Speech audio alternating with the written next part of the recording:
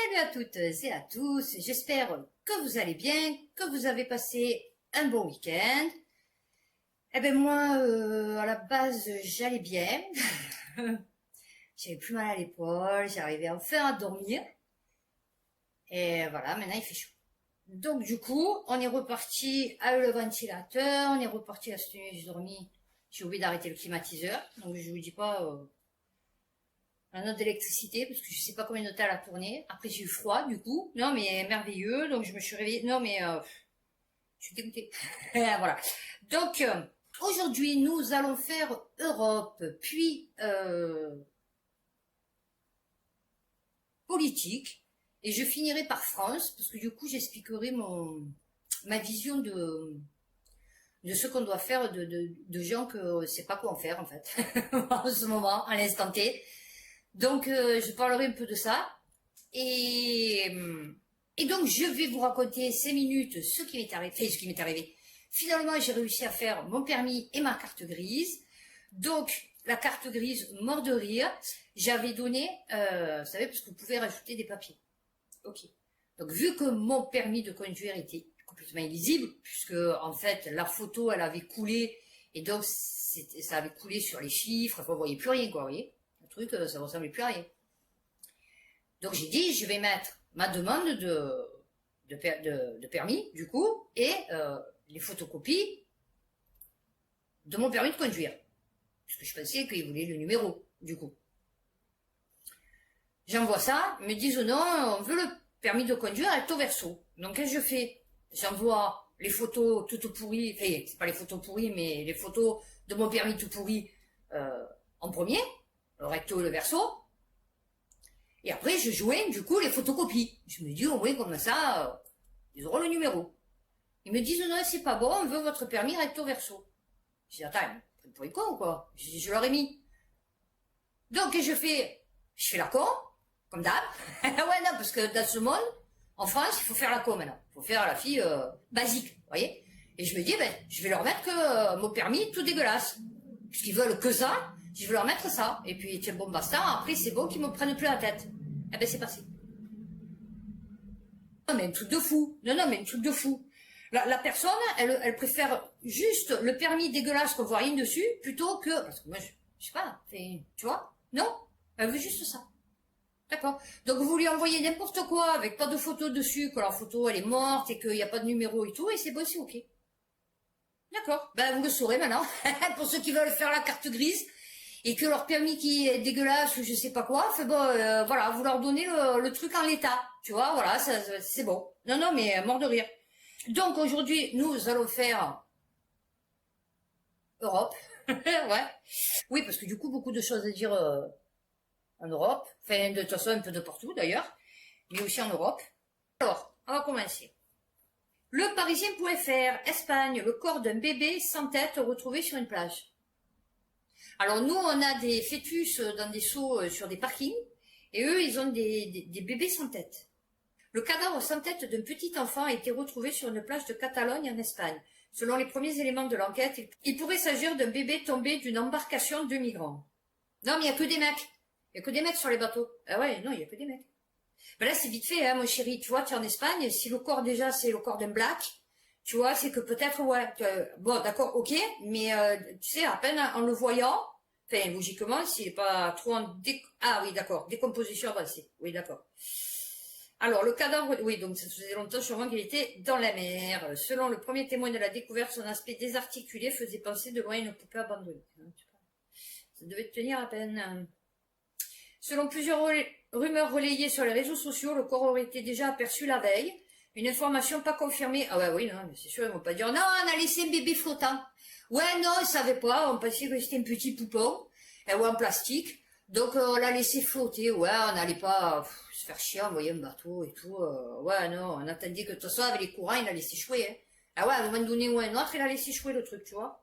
Ah, c'est bien. Une information pas confirmée, hier matin, le corps n'était pas là. Et ouais, c'est sûr. Et ouais, peut-être même une heure avant que tu le découvres aussi, tu vois. Je trouve très étrange que, s'il était là, personne n'ait appelé la mairie.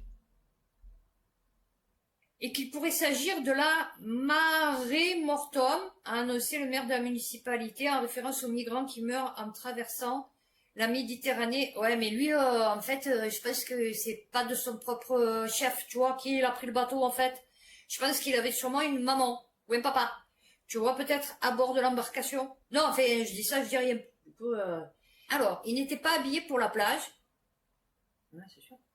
Ah, mais je pense pas pour le bain non plus. Il avait pas un maillot, hein, tu vois. D'une grenouillère pour bébé, une sorte de survêtement et d'une veste. Ça.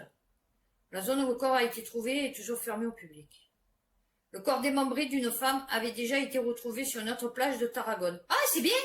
C'est bien, c'est-à-dire qu'avant, tu allais sur les plages et tu ramassais les coquillages, tu vois. Tu dis, oh, une étoile de mer, oh, une palourde, oh, un ourset. Et maintenant, tu dis, oh, un bébé sans tête, oh, une femme démembrée, oh, un pied. Oh, ben là, on a trouvé une oreille. Fait non, c'est merveilleux, tu vois. Ouais, non, c'est merveilleux. Et t'en changes. Eh ouais, le changement, c'est maintenant. Ah ouais, non, oui, c'est clair.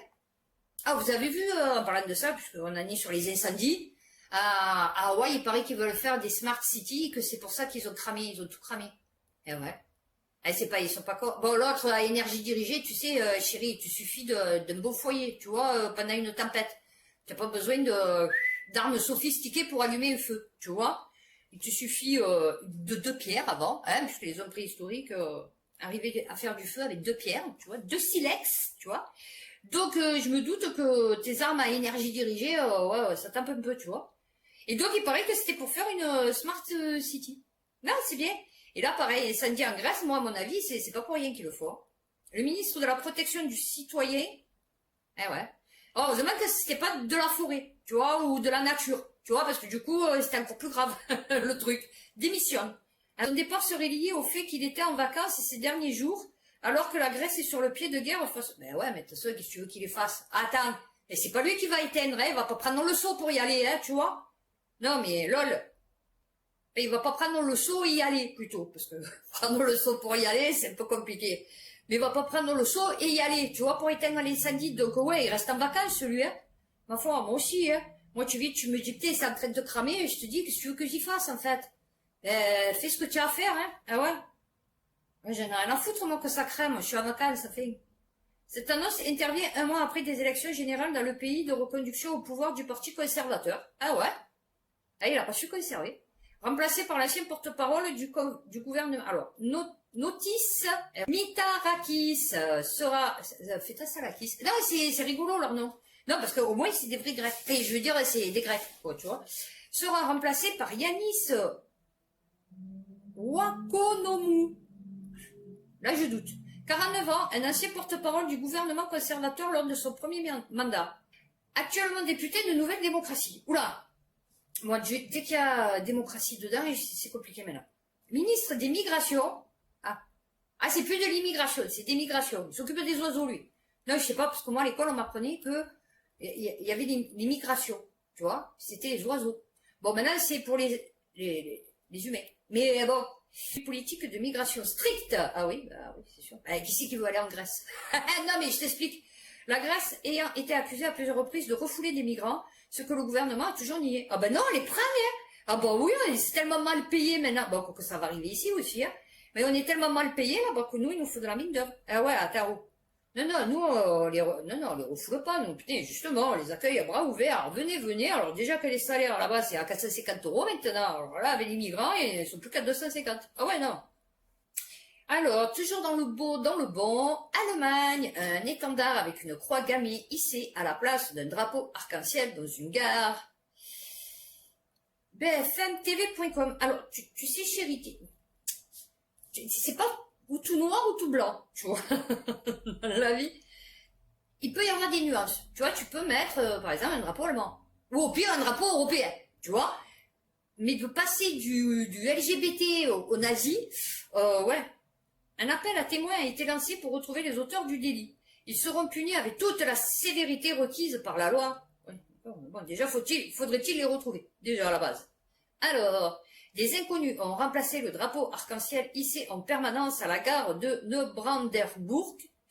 Alors, ou c'est pour dénoncer que l'Allemagne devient nazie, peut-être, un truc, vous voyez, en contresens, ou genre vous arrivez dans un pays nazi, tu vois, ou alors effectivement, C'était pour dire, vous arrivez dans un pays nazi.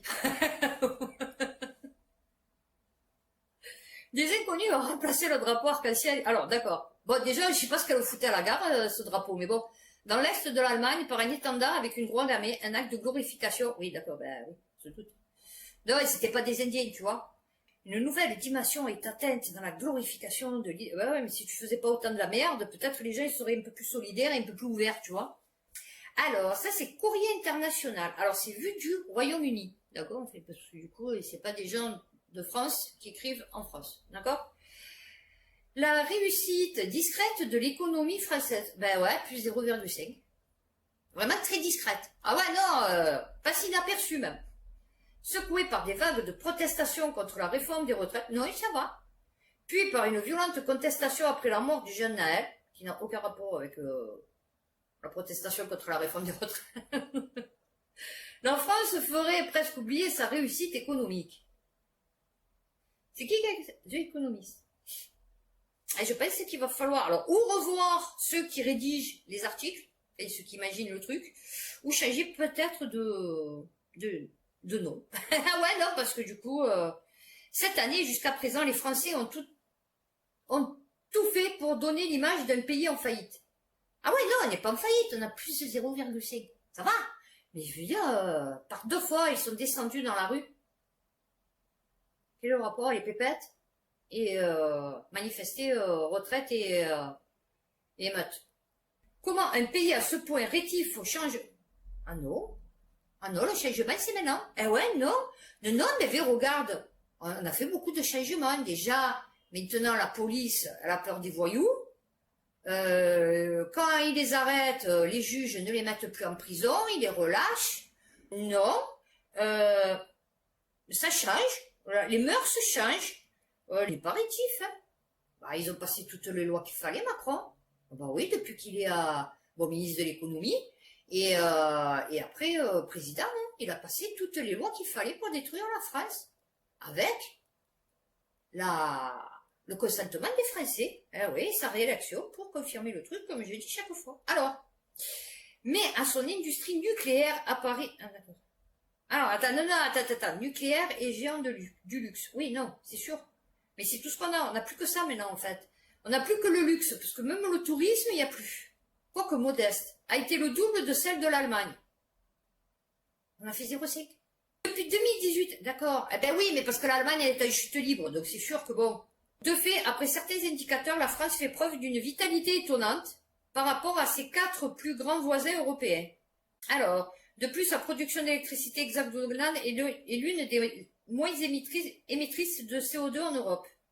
Non pas grâce aux énergies renouvelables, mais à son industrie nucléaire. Eh ouais.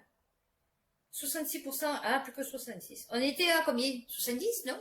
Eh ouais. Alors, LVMH, voilà, ouais, Hermès et Dior. Ah ouais, putain, heureusement qu'on a ça. Du coup, ah oui, on héberge la plus grande banque de la zone euro. Ah oui, non, ils te disent pas l'artisanat, le machin, non. Devenu pendant un temps l'homme le plus riche du monde, il pèse 211 milliards de dollars, Bernard Arnault. Hein. Le taux de pauvreté en France est nettement en dessous de la moyenne de ses voisins européens. Oui, effectivement, le taux de pauvreté en France est nettement en dessous de la moyenne de ses voisins européens, mais nous, vu qu'on est soi-disant la 6e, 7e puissance mondiale, lol. Non, moi, il ne devrait pas y avoir de pauvres en France. L'enseignement de l'école maternelle est un moyen démontré d'améliorer les perspectives des plus défavorisés. Ah ouais, on l'a vu. Putain, ils sortent du collège, ils savent pas lire, ils savent pas écrire. Ah ouais, non. Les Français ont 6 ans d'espérance de vie en plus que les Américains. Ah ouais, bah, putain, ça s'est vu. Ah ouais, que des vieux. Et ils sont bien moins nombreux à être obèses. Ah oui, c'est sûr. Alors, ah ouais, eux, les Américains, non mais c'est hallucinant. Tous, hein, mais tous ils sont en surpoids. Moi je regarde les émissions, ils sont tous en surpoids. Même les mecs, ils sont un peu en surpoids. Oui, parce que toi à côté, tu vois, tu es comme ça. Moi, j'ai fait, là j'ai perdu, j'ai fait 57 kilos. Je me mets à côté d'une Américaine qui, à la base, a la même taille que moi et qui, pour eux, est mince. Elle fait 40 kilos de plus que moi, tu vois. L'État français consacre davantage de moyens en prestations. Bah oui, pas du tout. L'attractivité de la France par Pfizer. Double ses investissements en France. Ouais, ma foi, ils veulent tous le piou-piou. Ouais, les vieux veulent pas mourir. Oh, attends. Les faisant passer à 1,2 milliard. Ah oui, non, c'est sûr. Alors, courrier international, celui qui a écrit ça, il n'est pas venu en France. Ah ouais, non, je pense que c'est pour ça, effectivement, c'est vu de je sais pas où. Et oui, parce que du coup, là aussi, toujours dans le beau, dans le bon. Alors après l'Allemagne, mcsport.bfmtv.com. Thomas Secon. Eh ouais, Thomas Secon.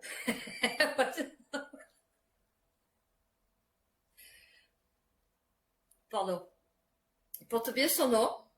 Médaillé 3 fois au championnat du monde de natation de Fukuoka est au cœur d'une grosse polémique en Italie après avoir repris une devise fasciste dans une story Instagram ce jeudi.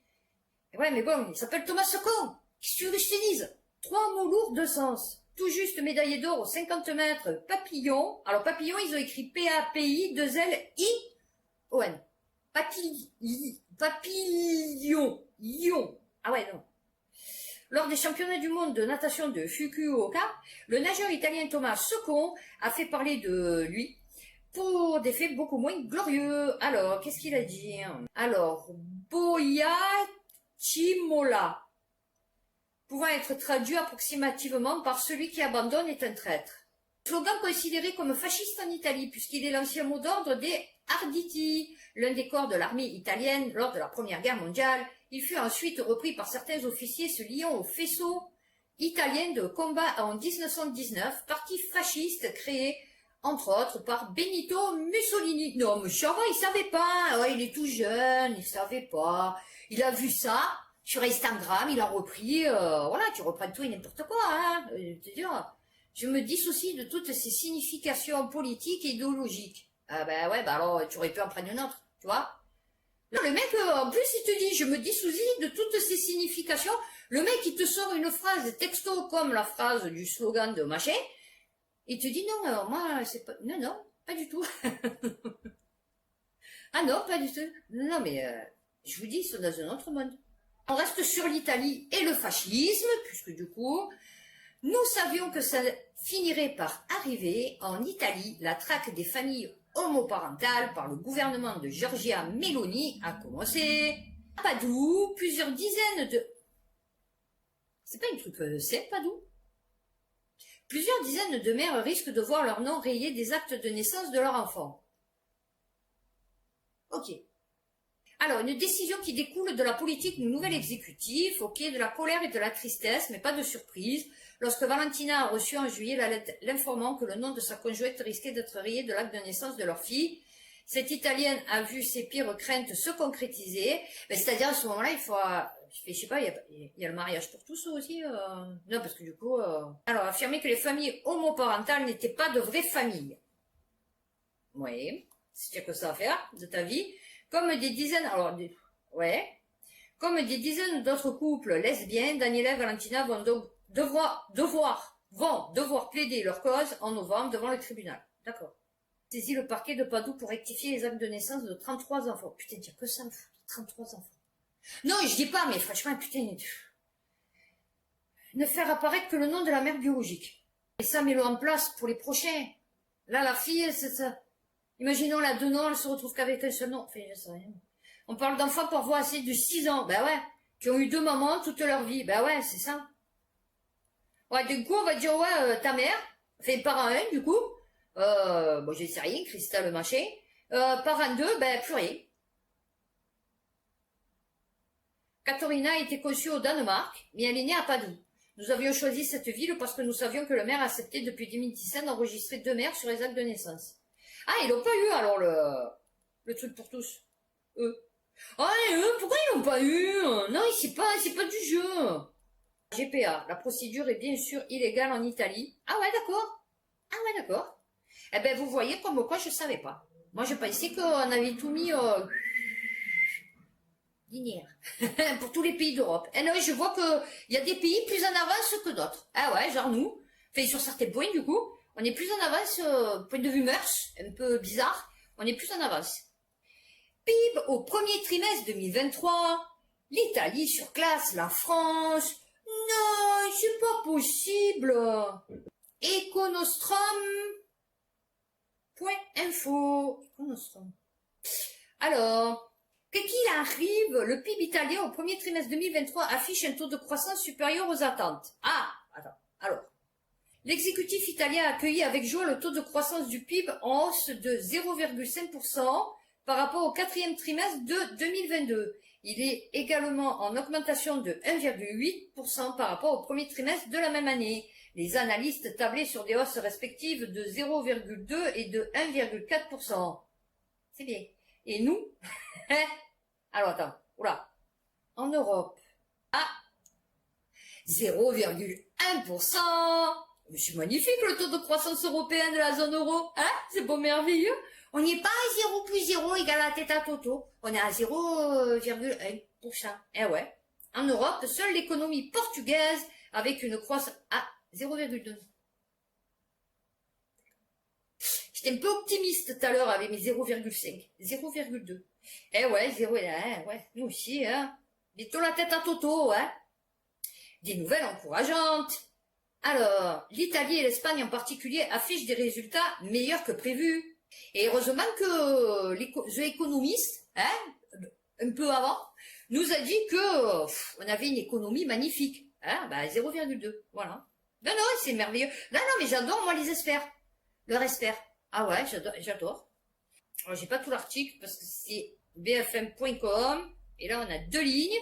Les banques plongent avec la taxe italienne suite à la création par le gouvernement italien d'une taxe sur les super-profits des établissements bancaires. Les résultats des banques sont orientés à la baisse à la clôture de la bourse de Paris. Ah ben c'est bien, comme ça, si elle voulait plomber l'économie, fait tout, quoi. Du coup, c'est ça. Il fallait faire ça. Ah ouais, non, il fallait faire ça. Elle, au moins, c'est une bonne experte. Ah ouais, tu vois. Ah ben, j'en ai un autre de courrier international vu de l'Espagne. Ouais, sur un autre pays. Non, mort de rire. Alors, dans cette ville, les clients seuls ne sont plus acceptés en terrasse des restaurants. 20minutes.fr. Les professionnels du secteur préfèrent privilégier les additions plus importantes, à savoir celles des groupes. Ah non, ils sont graves. Non, ils sont graves. Et après, ils vont se plaindre que genre, ils ont plus personne. Vous voyez? Parce que toi, tu viens, si tu as bien mangé, que tu as bien été accueilli et tout, tu es susceptible de revenir avec ta famille, tu vois, avec des amis, parce que justement, tu as trouvé le lieu convivial, machin, la bouffe, elle était pas mal. Là, tu arrives, on te dit non. Bonjour, une place, non. Je suis seule, oui, mais non. Mais pourquoi? Parce que vous êtes seul. Oui, d'accord, mais justement. Eh ouais, non, mais avec la crise énergétique et tout, non, on peut plus.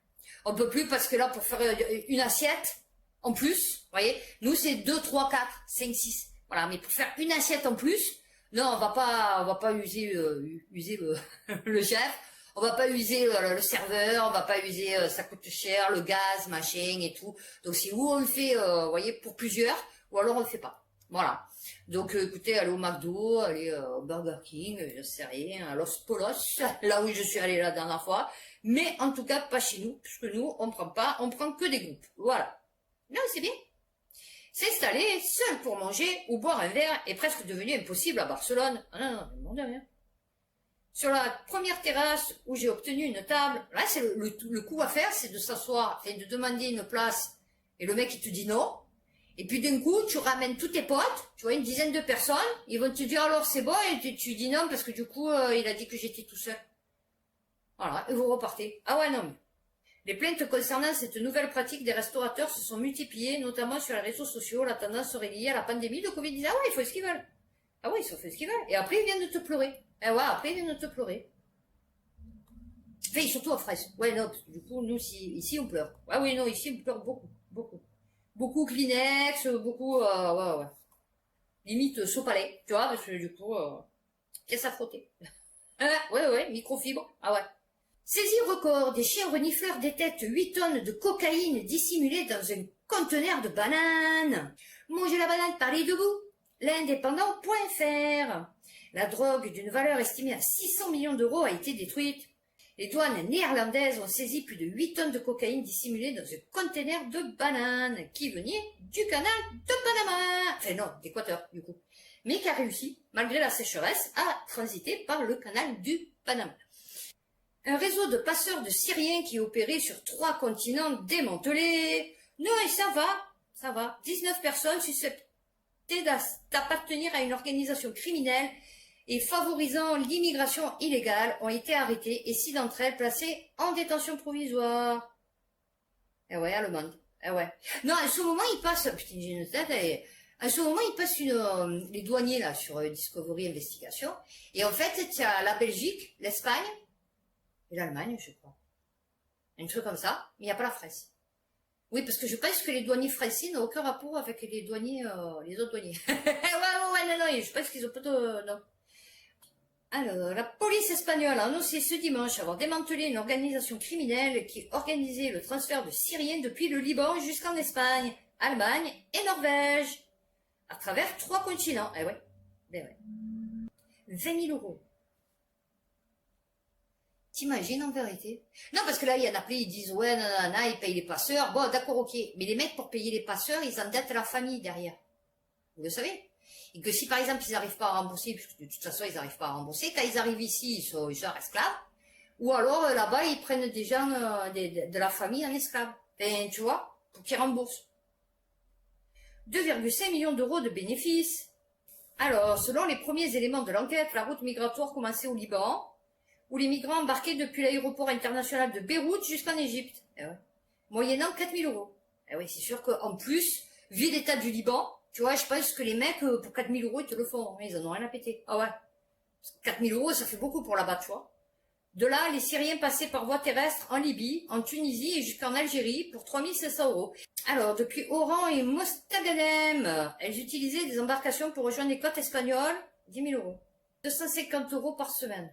Transiter en voiture jusqu'à Madrid, Cuenca et Tolède, où ils restaient cachés dans des conditions terribles, moyennant 250 euros par semaine jusqu'à ce qu'ils obtiennent des papiers. Une fois obtenus, ils pouvaient soit rester en Espagne, soit continuer la route en Allemagne ou en Norvège, contre 1 000 ou 2 000 euros. Non, mais ça va. Ça va. Non, ils ont pas de pression, les mecs. Non, ils arrivent ici, ils ont pas la pression, quoi. Non, pas du tout. Ah, ben ça, voilà. Je vais dire ça, parce que du coup, j'ai halluciné. 20minutes.fr, Croatie, 10 jeunes handballeurs burundais disparaissent en plein mondial U19, une enquête de police ouverte. La police croate a indiqué jeudi que des joueurs burundais avaient disparu la veille à Rijeka après avoir disputé plusieurs matchs du tournoi international de handball des moins de 19 ans. C'est la stupeur en plein championnat du monde de handball des moins de 19 ans en Croatie.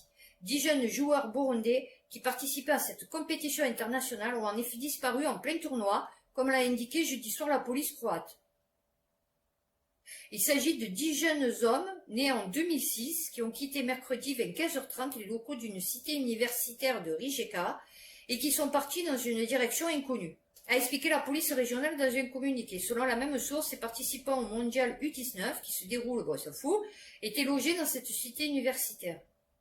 La police a relancé, ils ne sont pas allés toucher du touch. Ah ouais, non, je sais pas. Dans le but de retrouver les personnes disparues et pour établir les faits et circonstances de... Ben ouais. Ils avaient disparu la veille d'un match contre la sélection du Bahreïn, qui n'a donc pas eu lieu jeudi. Non, c'est pas eux ou deux. Alors, Courrier International, tout à l'heure, on a vu que, soi-disant, l'économie française, de luxe, machin et tout, se portait très bien. Ok. Vu du Royaume-Uni, c'est la crise, les salons de coiffure français ferment les uns après les autres. Mais tout va bien. Et non, parce que c'est pas eux qui ramènent les pépettes. Eh ouais, non, c'est pas eux qui ramènent les pépettes, c'est LVMH, c'est Blablacar, c'est Bernard Arnault, c'est... Ah oui. Le secteur de la coiffure traverse une passe difficile en France avec un nombre très important de dépôts de bilan depuis le début de l'année. En cause, une baisse de la clientèle dans un contexte d'inflation. Eh oui, c'est sûr. Ben, les boulangers aussi. Mais eux, c'est par rapport à l'électricité, tu vois. Mais c'est-à-dire, moi, pendant un moment, bon là, j'y suis allée, parce que du coup, il fallait couper derrière. Mais j'y vais pas sinon chez le coiffeur, parce que rien que le coup d'avoir eu porté, enfin, que soi-disant, que je devais porter un masque pour y aller, parce que soi-disant, il y avait un microbe tueur de vieux. Donc, du coup, ouais, effectivement, j'y allais plus. Donc, je me suis dit, ouais, non, c'est bon, ça m'a gonflé. Donc, toi aussi, c'est un peu comme le resto, tu vois, j'y vais, mais vraiment... La Suède relance son électricité nucléaire. Stockholm souhaite relancer 10 réacteurs nucléaires d'ici 2045. Peut-être Une bonne nouvelle pour la France qui essaie de former un groupe de pays pro-nucléaires pour peser sur les décisions de la Commission européenne dont les choix... C'est-à-dire, nous, on peut plus nous voir en Afrique. Donc, comme c'est là-bas, les 3/4 du temps qui est le nucléaire, l'uranium, machin et tout, donc on est un peu dans la merde parce que d'ici demain, il n'y a plus... Alors, 17%, ok, mais après, alors 20% là, 30% machin et tout, si tout le monde peut plus nous voir, du coup, ils vont plus nous filer l'uranium. Donc, ouais, c'est compliqué. Donc il faudrait faire un groupe pro-nucléaire, tu vois, comme ça au moins eux ils pourront aller dans les pays à notre place. Tu vois, bon on payera plus cher encore, mais c'est pas grave. On pourra toujours s'alimenter en uranium, tu vois. Hyperloop, ça roule en Allemagne, ça coince en France, je vous l'avais lu. L'Hyperloop, ce concept de transport à grande vitesse imaginé par Elon Musk, est encore très loin d'avoir fait ses preuves dans la pratique. En Europe, plusieurs projets se sont montés pour qu'ils peuvent capitaliser sur l'idée avec des résultats pour le moins contrastés. J'ai pas compris, mais il n'y a pas déjà des Japon, je sais pas quoi, la Chine, je sais rien, que des trucs qui vont super vite, c'est ailleurs ils l'ont pas. Non, je sais pas. D'accord, l'université technique de Munich a développé une piste d'essai de 24 mètres. Ah oui, c'est sûr qu'à 800 km/h, les 24 mètres, tu es sûr de jamais le tester, le truc. Eh non, je sais pas, parce que le temps que ça accélère, ça fait 24 mètres, en fait, tu vois. Enfin, même que tu arrives à 50 km/h. Alors, une capsule passager dans des conditions de vie a eu lieu le 10 juillet 2023. Les objectifs incluent la construction d'un segment de référence permettant des vitesses... Ah, d'accord, donc quoi? Là, sur 24 mètres, ils ont mis... D'accord. Oui, ah, d'accord. Donc, en fait, ils ont fait une piste d'essai de la grandeur du module. Ok. Et donc, ils vont construire un segment de référence pour 800 km/h. Pour tester 800 km. D'accord. Donc là, ils sont super contents parce qu'ils ont fait un tronçon de 24 mètres. Pour poser le module dessus. Ouais, ok. Donc effectivement, ils sont en avance sur nous. Ouais, parce que nous, on n'a pas le système, tu vois. L'expérience française d'Hyperloop à Toulouse s'avère être un fiasco industriel coûteux. Oh bon, j'en fous, c'est pas eux qui ont payé, c'est nous. Ah bah oui. Une start-up américaine avait installé un grand centre de recherche et d'essai dans la ville rose avec des grandes ambitions. Ah ouais, ils sont allés, ils ont dit bonjour, on va tester l'Hyperloop. Ouais, alors il nous faudrait 6,6 millions d'euros. D'accord. Et en fait, ils ont rien construit. Ils ont juste mis le truc électrique. C'est tout. Ils ont débroussaillé pour faire soi-disant la piste et après ils ont dit non. On va pas y arriver. Ah ouais, non, je sais pas, la terre française, le climat, je sais pas, trop chaud peut-être. Ah ouais, les rails fondent et tout. Donc on va pas pouvoir le faire. Et oui, parce que nous, la France est en ébullition. Donc on va pas pouvoir le faire. Donc du coup, voilà. Eh ouais, mais les pépettes, ouais, ben je sais pas. Non, les pépettes, elles ont fondu aussi. Quoi, au soleil, pareil. Bien que séduisante sur le papier, avec sa vitesse phénoménale, la réalisation pratique s'avère souvent inapplicable. Donc, elle peut s'appliquer. Principalement en raison des coûts pharaoniques et du... Ah voilà, non, c'est parce qu'on n'a pas assez les pépettes. Et ouais, c'est pour ça que, d'accord. C'est pour ça qu'en Allemagne, ils ont réussi que faire à 24 mètres. Et ouais, nous, on n'y est pas arrivé. Nous, même pas le premier rail, on a posé. Ah ouais, non, c'est bien. Non, ben tiens, on va finir par celui-là, parce que celui-là, encore une histoire chelou. Ah, ouais, non, mais la population européenne va très bien, mondiale va très bien. Enfant vampire, découverte étrange dans un cimetière en Pologne. Le squelette d'un enfant âgé entre 5 et 7 ans a été découvert dans une nécropole en Pologne. Vous allez voir que ça n'a aucun rapport avec le titre. Celui-ci a été enterré, enchaîné au sol, un sort réservé à ceux suspectés d'être des vampires. Ah non, c'est un rapport. Ah ouais, non, parce que des fois, ils vont mettre des titres, ils n'ont aucun rapport. Le cimetière des exclus. Ce n'est pas le seul corps enterré de la sorte à avoir été trouvé dans la nécropole de Pienne. L'année dernière, les restes d'une femme vampire ont été découverts. Celle-ci avait été enterrée avec un cadenas attaché à son gros orteil, avec une faucille posée sur son cou. Bon, ça d'accord, ok. On fait un cadenas à son gros orteil. Ok. Destiné à lui couper la tête. Et ouais. Si elle revenait d'entre les morts. Ouais, je suppose. Ouais, le message, ouais, non, là, ça va, on l'avait compris, tu vois. Par contre, le gros cadenas, non, le cadenas à son gros orteil, là, par contre, je sais pas. Les deux tombes avaient été quasi côte à côte. Ah, peut-être la mère, le fils, du coup. Alors, Nicolaus Copernicus Darius Polinsky, qui a dirigé les fouilles. Au total, environ 100 tombes ont été exhumées dans le cimetière, les restes d'une femme enceinte, avec un fœtus d'environ 6 mois. Ouais. Ben ouais. Tu peux mourir enceinte. Lol. Y a rien de chelou. Eh ouais, non, ils vont pas lui enlever le bébé si elle a pas accouché, en fait. Tu vois, Alors, les restes d'une femme enceinte de 6 mois ont également été découverts. Certains corps affichaient des techniques d'inhumation anti-vampiriques. Ah oui, ben alors attends, parce que ça dépend de combien datent les trucs, tu vois. Ah ouais, 14e siècle. Lol. La mort soudaine de plusieurs personnes en même temps a été suspecte. Eh ouais, parce que tu peux pas avoir une épidémie. Eh ouais, non, là, tu sais, le niveau intellectuel à l'époque. Alors déjà maintenant, c'est compliqué, mais alors à l'époque, tu vois. Ah ben non. Eh ben voilà, vu que j'en étais sur, on va finir vite sur ça là. Pourquoi? Ouais, je me dis. Non, parce que du coup, pourquoi les Européens ont mangé des momies au Moyen Âge? Putain, les Européens, vous avez un problème. Ouais, non, je vois que ça date pas du Covid. Hein. Je vois que vous avez vraiment un problème. Ah ouais. Il y a quelques siècles, les Européens ont eu une lubie, manger des momies. Ah ouais. Parce qu'il paraît que ça les rendait, je sais pas quoi, curatifs. Voilà. Ah ouais. C'est vrai que de manger des morts, ah ouais, tu es plus vivant. Tu vois, tu es plus vivant. Ah ouais, non, c'est sûr.